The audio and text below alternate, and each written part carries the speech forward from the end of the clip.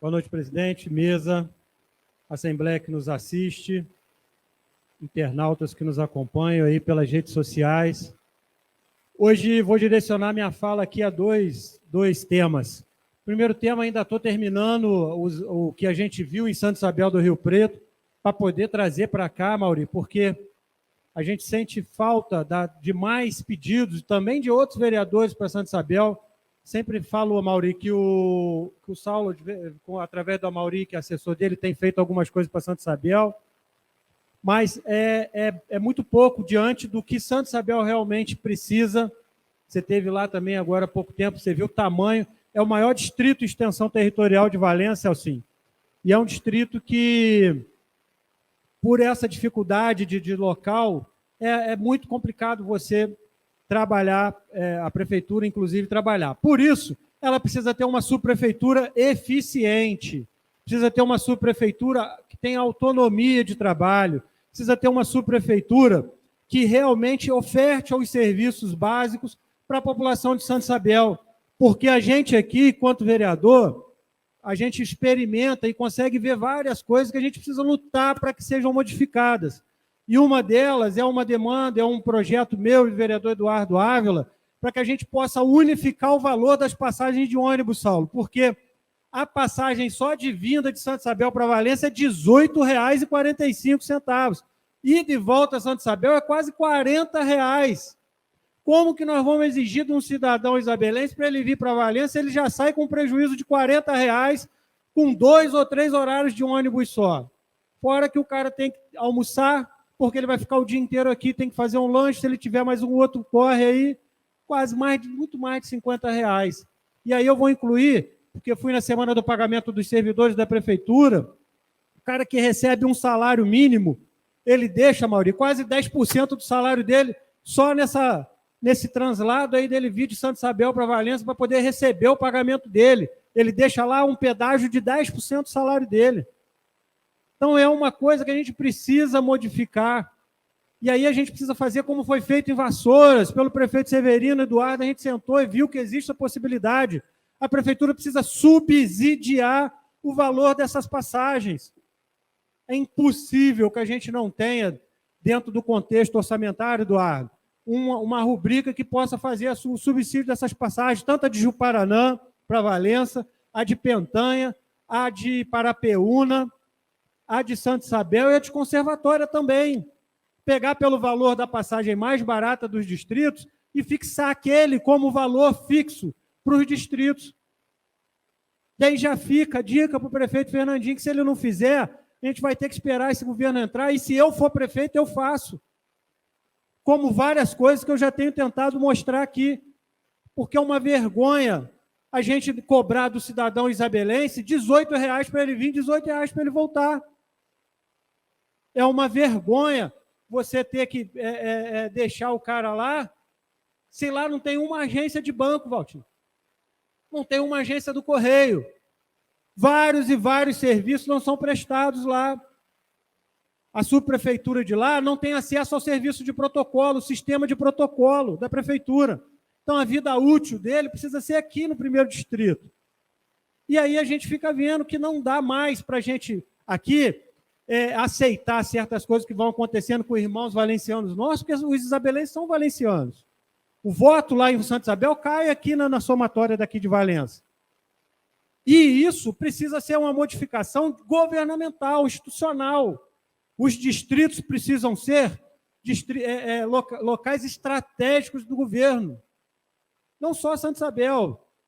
Eu terminei algumas coisas em Santa Isabel e agora eu vou para Pentanha. Pentanha é um distrito que está adormecido, tem um potencial turístico enorme, com a cachoeira, com a colônia, com mais de 100 leitos, hoje quase maior do que qualquer leito aqui, um restaurante enorme, uma cozinha industrial enorme, e não é explorado, não tem parceria. E a gente precisa traçar políticas estratégicas para os nossos distritos, para que as pessoas possam ser ouvidas, participativas. E aí, na quinta-feira, presidente, fiz uma convocação que eu espero que o prefeito Fernandinho Graça, junto com a equipe, com o chefe da Defesa Civil, que é o Luiz Carlos Ratão, e com o Paulo Graça, que assumiu a Secretaria de Obras, venham até essa casa para que possam explicar o que vai ser feito para Santa Isabel, para que na temporada de chuvas não ocorra um desastre lá no Morro São Sebastião, no Morro do Cruzeiro, porque são casas que já estão interditadas e ainda não tiveram depois nenhum tipo de amparo por parte do governo. Então, a gente precisa tratar de forma estratégica os nossos distritos. Essas pessoas precisam ser ouvidas, essas pessoas precisam ser trazidas para dentro do governo. Existe um plano diretor, existe várias coisas que possam ser, instrumentos que possam ser utilizados para que essas pessoas possam estar dentro de Valença como cidadão valenciano.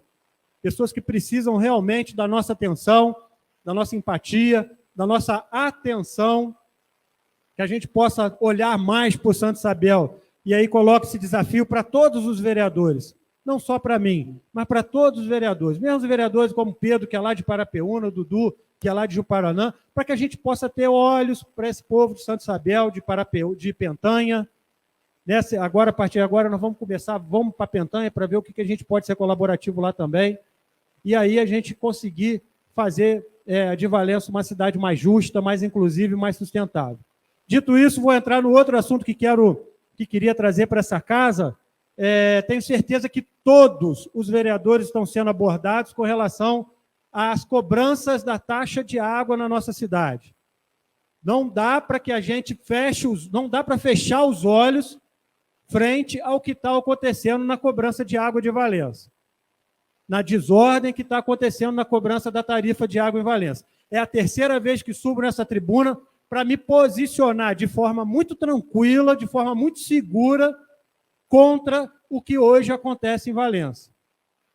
Nós não podemos aqui desamparar a população valenciana que tanto vem reclamando, e de forma muito justificável, por conta do aumento dos valores. Jogar para cima do consumidor essa cobrança é uma covardia que eu não vou fazer parte. Desde a época em que era da comissão de transição, e já deixo claro que há 2 anos que não participo da comissão de transição do sistema de água e esgoto da cidade de Valença, defendia uma tarifa única, até que a cidade pudesse entender como se funciona um sistema de cobrança por consumo. Porque esses hidrômetros que foram instalados aqui, já tem mais de 10 anos que eles foram instalados. E não teve depois nenhum tipo de certificação do Inmetro, ou a própria SEDAI não fez qualquer tipo de manutenção nesses equipamentos, e um arzinho que entra naquele hidrômetro ali, aquilo ali vai girando e aumenta a conta de água dessas pessoas.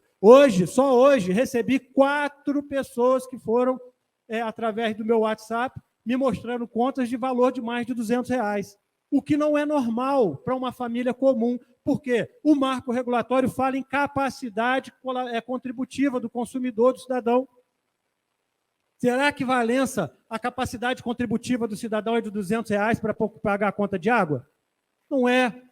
Porque uma senhora me procurou chorando que não sabia se comprava mantimento, fazia a compra do mês, ou se pagava água. E isso vai gerar o quê? Inadimplência, vai desestimular o próprio empresário de continuar e ninguém vai querer pegar o sistema. Por quê? Porque não houve um preparo da cidade para receber esse tipo de cobrança. Por mais que eu veja e reconheça a boa vontade do seu Erasmo, que é o proprietário da EPAC, em atender o máximo de pessoas possível, a gente sabe que Valença é uma cidade de 80 mil habitantes, uma cidade que tem aí quase mais de 20 mil instalações de água. A gente sabe que esse esforço e boa vontade não vão ser suficientes para que a gente possa dar segurança jurídica aos contratos de prestação de serviço de fornecimento de água na cidade de Valença. Essa fragilidade na contratação, no fornecimento, deixa vulnerável o sistema todo e aí vai ocasionar as entradas, a judicialização dessa questão. Com essa judicialização, volta o imbróglio todo. Para finalizar, presidente, na quinta-feira eu vou receber um grupo de valencianos aqui, de pessoas que estão inconformadas com as suas contas. Já deixo aqui a convocação para você, meu amigo, minha amiga de Valença, que ainda não está satisfeito com a sua conta, que venha para essa casa para também se posicionar a favor de que o prefeito, que é o autor do decreto que regulamenta toda essa cobrança, dê uma solução para a questão da cobrança de água em Valença. Não sairá dessa casa nenhuma solução, porque a solução está na mão do chefe do executivo. É o prefeito que tem que dar a solução.